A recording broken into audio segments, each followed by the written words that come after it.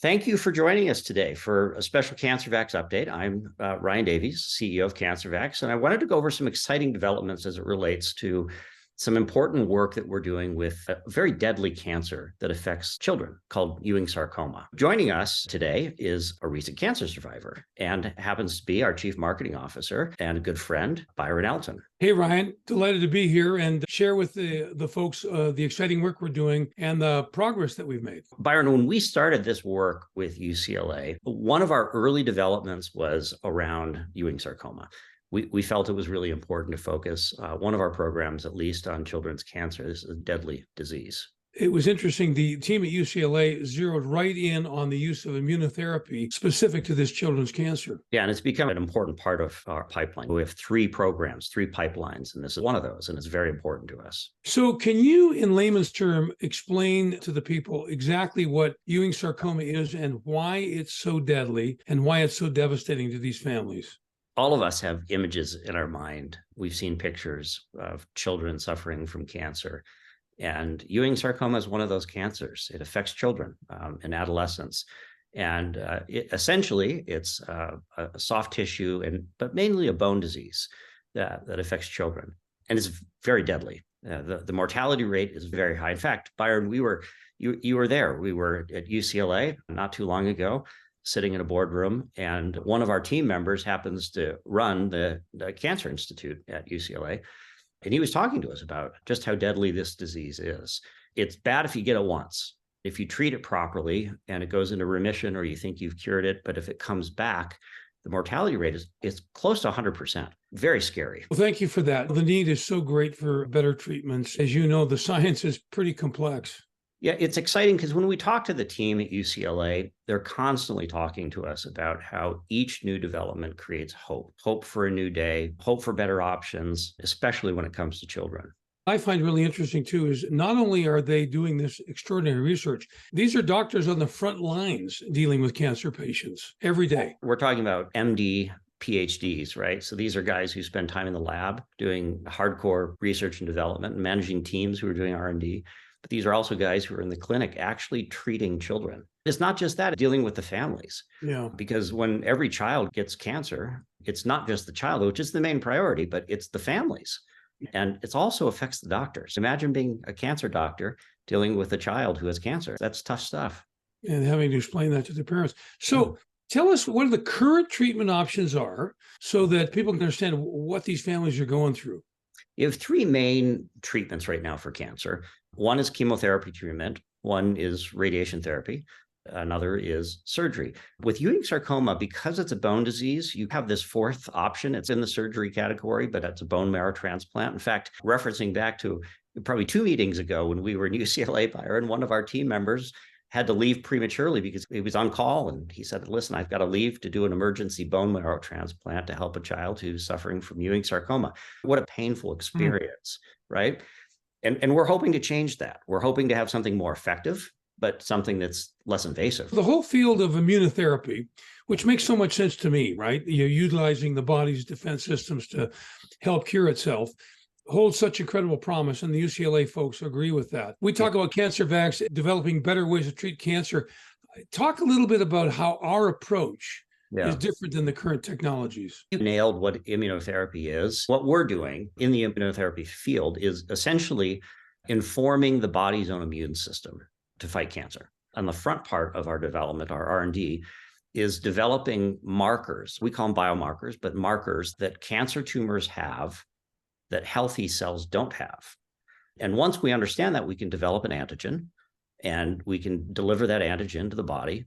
By doing so, we essentially inform the body's immune system to pay attention to those markers, because now the immune system knows this is bad, and the immune system can go to work and it can find it and it can kill it, get rid of those cancer cells. You and I get a chance to talk to cancer patients and their families. Yeah. When we get a chance to tell a little bit about what CancerVax is doing, better way to treat cancer, different than chemotherapy, radiation, surgery, the reactions universally, they are so excited about it. The research team has the same reactions. They're on the front lines. They see it way more than we do, right? Because they're literally in the hospital treating patients every day.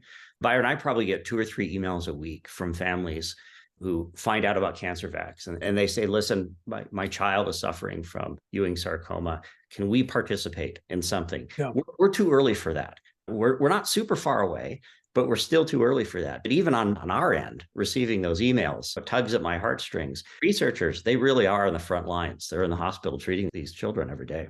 So on that note, and you've spent a career doing this in the bio field, explain just a minute how the drug development process works. I wouldn't necessarily say I'm a veteran in the biotech industry. I'm over a decade now, so I don't know really what defines a veteran, but there are a bunch of stages to drug development. You've got early R&D. There are probably 6 or 7 sort of subsets within the R&D process. And once you've identified a few compounds that work in vitro, we call it, or in the lab, then we advance to animal models. And once it works in certain animal models, we advance to human clinical trials, obviously overseen by the FDA. And once we complete that process, now we have a drug, but it's laborious. It takes an enormous amount of time, a lot of trial and error, money. It's expensive, but someone has to do it. And we're excited to do it. It's a fun process. It's an exciting process, but knowing what the end game is, of truly being able to help people and save lives, it's exciting. So it's one thing to tell people what we're doing. Everybody thinks that's great. The minute you mention we're doing it with UCLA, that opens up a whole new discussion, right? Yep. And that team, these are some of the best people in the world. They really are. It's hard for me to really rank them, but because I don't know if they do a ranking system, but I'd put them top 10, top 5 cancer research institutes, but also cancer treatment institutes in the world. In fact, Byron, I know that when you had cancer, you went to UCLA far before CancerVax was born. Right. Yep. You went to UCLA for cancer treatment, right? And many of the emails that I receive are from families whose children are being treated at UCLA currently. Not only is it a world-class research institution, it's a world-class treatment institution. And our team are doing both. They're doing the research and they're doing the treatment. So it's pretty cool. We meet with them regularly down at UCLA at their center. When we meet with them, and again, this is from a layman, a cancer survivor, but someone who doesn't understand the complexities of all this. Sure, yeah. And the way that they are attacking the problem of Ewing sarcoma, the immunotherapy approach, it just seems organically and intrinsically to me that they're on the right track. Yeah, and I really believe immunotherapy is the future. It holds so much promise. And so we're on the right track. They're thinking about the right things. We're not the only ones looking at immunotherapy, which is a good thing, but it holds just a ton of promise. I've done this. You Google immunotherapy and you see all the different people around the world working on it. When we talk to them, it looks like they've really honed in on the heart of the way to use the body's own defense systems to treat children's cancer. No, that's absolutely true. And even though they've made enormous progress, but there's still so much work to be done. Yeah. There's still so much to do.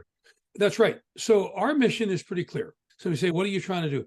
We're revolutionizing cancer treatment through immunotherapy. Is that too simple? No, I think that actually it is simple, but I think it's spot on. I think it's an impressive approach. And I'm so proud of the work that our team is doing, the progress that UCLA research team is making. Byron, what we're doing is we're trying to find a better way to treat cancer. The field of biotech has always been a huge sector in the economy, and this has been your career, right? And let's be honest, cancer treatment and better ways to treat cancer needs to be solved. It needs to be addressed now more than ever before. Yeah, I totally agree. We know that cancer is the second largest killer in the world, right? It's a major problem.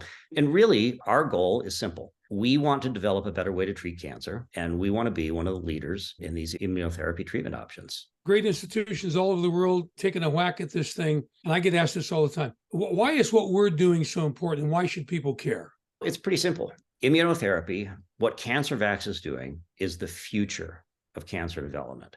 We're battling every day to find this better way, especially with Ewing sarcoma. When it comes to kids, listen, I'm the father of 8 children. It really tugs at my heartstrings, right? You're a father and a grandfather. It means a lot to you as well. We're trying to bring hope to children. We're trying to bring hope to these children's families. That's really what we're trying to do with this. I'll say it again. There's never been a time where it was more urgent and important to have a better treatment for children's cancer than there is today.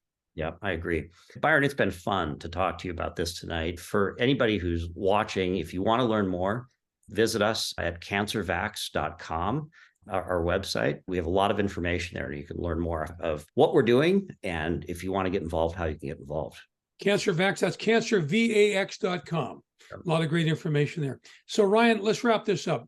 Real simple. How would you describe CancerVax to families dealing with childhood cancer? This may sound cliche, Byron, but I think that we're a beacon of hope. We're trying to find a way that's a better way to treat cancer, that's less invasive, but something that works, something that can truly save lives and not be so difficult on the patient. Accessible to all and at a more reasonable price. As you and I talk to cancer patients, they're pretty excited about what we're doing and they're really rooting for us. Yeah, absolutely. We're excited about what we're doing. Thank you, Byron, and thanks everybody for who's joining us today to be a part of this. This really is a transformative journey. It's a beacon of hope, we hope. And we believe that as fellow travelers, as Byron likes to say, together, we really can change the way that things are done today, and we can find a better way to treat cancer.